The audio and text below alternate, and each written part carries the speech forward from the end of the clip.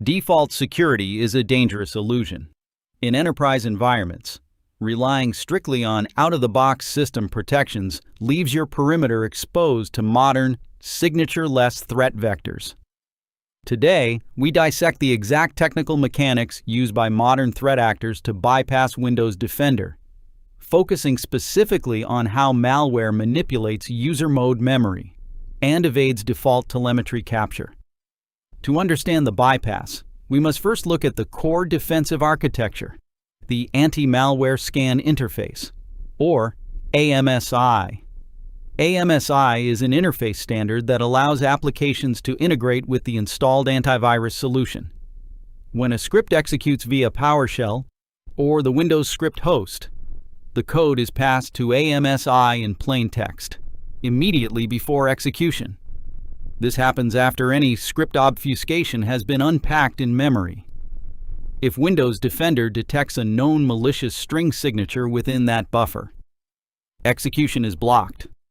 However, AMSI has a foundational structural limitation. It operates within user mode space. Because AMSI is loaded directly into the target process memory as a dynamic link library, known as amsi.dll, it shares the exact same memory privileges as the executing script itself. If an attacker achieves initial access and executes unmanaged code, they can access the virtual memory space of their own process.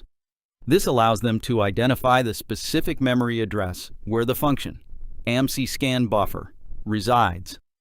By utilizing basic Windows API calls, specifically virtual protect, a threat actor can modify the memory page permissions of that function from read-only to read-write execute.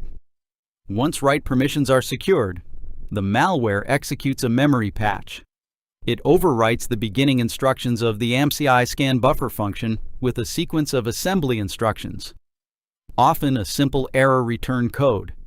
When the function is patched, any subsequent script passed to the interface returns a clean result, regardless of its contents. The defensive telemetry stream is effectively blinded inside its own process space. But user mode memory patching is only the first layer of evasion. Advanced persistent threats go a step further, bypassing the universal endpoint API hooks entirely through the use of direct system calls, or syscalls. Security tools typically monitor system activity by placing hooks on high-level Windows API functions inside user mode libraries, like ntdll.dll. When malware requests a file modification or a process injection, the user mode hook intercepts the request and sends data to the security agent for analysis.